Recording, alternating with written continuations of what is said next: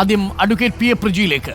Advocate P A Priji, ഇന്ന് speaker പറഞ്ഞത് RSS India രാജ്യത്തെ ഒരു പ്രധാനപ്പെട്ട സംഘടനയാണ്. ഇതിൽ ക്രമസമാധാനത്തിൻ്റെ ചുമതലയുള്ള ADGP ഒരു സന്ദർശനം ഈ RSSൻ്റെ നേതാവുമായി കണ്ടതിൽ അപാകതയില്ല, ഗൗരവമേറിയ വിഷയമേ അല്ല എന്നാണ്. ഇതാണോ ഇടത് നിലപാട്? Advocate P A Priji.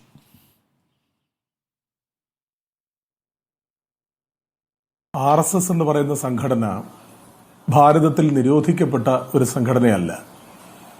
ഇപ്പോഴും അത് നിയമപരമായി പ്രവർത്തിച്ചു വരുന്ന സംഘടനയാണ്. അതേസമയം തന്നെ ഇടതുപക്ഷ ജനാധിപത്യ മുന്നണിക്കും അതോടൊപ്പം അതിന് നേതൃത്വം കൊടുക്കുന്ന CPM-നും അതിന്റെ മതനിരപേക്ഷ നിലപാടുകളോട് വിയോജിക്കുന്ന സംഘടനയുമാണ് RSS. MR അജിത് കുമാർ എന്ന് പറയുന്നയാൾ CPM-ന്റെ ഒരു കേഡറല്ല, CPM-ന്റെ പാർട്ടി പ്രവർത്തകനല്ല. ഇടതുപക്ഷ ജനാധിപത്യ മുന്നണി ഭരിക്കുന്ന കാലയളവിൽ ഉള്ള ഒരു ADGP മാത്രമാണ് MR അജിത് കുമാർ. അദ്ദേഹത്തിന് വ്യക്തിപരമായ സ്വാതന്ത്ര്യങ്ങളുണ്ട്, വ്യക്തിപരമായ നിലപാടുകൾ ഉണ്ടാകാം. അദ്ദേഹം IPS പരീക്ഷ പാസ്സായി കേരളത്തിലെ ADGP ആയി, UDF-ന്റെ ഭരണകാലത്ത് മധ്യമേഖല IG ആയിരുന്നു. അപ്പോഴൊക്കെ തന്നെ അദ്ദേഹത്തിന്റെ വ്യക്തിപരമായ നിലപാടുകൾക്ക്, വ്യക്തിപരമായ കാര്യങ്ങൾക്ക് RSS-ന്റെ എന്നല്ല, നിരോധിക്കപ്പെടാത്ത ഏത് സംഘടനയുടെ പ്രതിനിധികളെ കാണുന്നതിലും തെറ്റില്ല.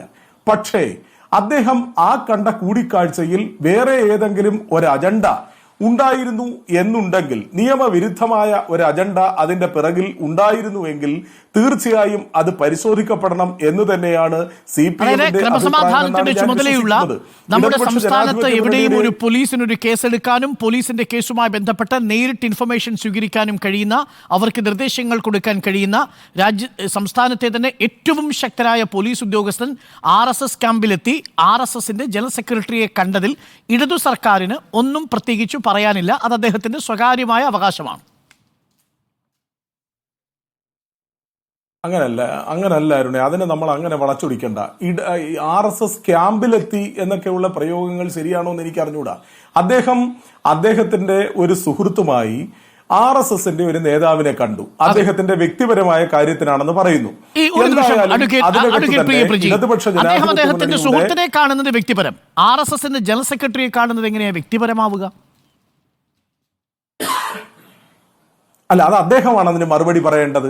അല്ലെങ്കിൽ എന്താ, അതേ സംബന്ധിച്ച് ആരോപണം വന്നു, ആ ആരോപണത്തെ സംബന്ധിച്ച് അന്വേഷിക്കാനായി ഒരു അന്വേഷണ സംഘത്തെ വെച്ചു. ആ അന്വേഷണ സംഘത്തിന്റെ അന്വേഷണത്തിന്റെ അടിസ്ഥാനത്തിൽ ആ സന്ദർശനം വ്യക്തിപരമല്ല, ഒരു രാഷ്ട്രീയമായ അജണ്ടയുടെ ഭാഗമാണ്. അല്ലെങ്കിൽ ഏതെങ്കിലും ഒരു ഇല്ലീഗലായ, ഇല്ലിസിറ്റായ, കുൽസിതമായ ഒരു പ്രവർത്തനം സംഘടിപ്പിക്കുന്നതിന് വേണ്ടിയുള്ള ഗൂഢാലോചനയാണ് എന്ന അന്വേഷണ സംഘത്തിന് വെളിവാകുന്ന സമയത്ത് തീർച്ചയായും നടപടി ഉണ്ടാകണം. അത് ഒരിക്കലും നടത്തിയ വെളിപ്പെടുത്തലുകളും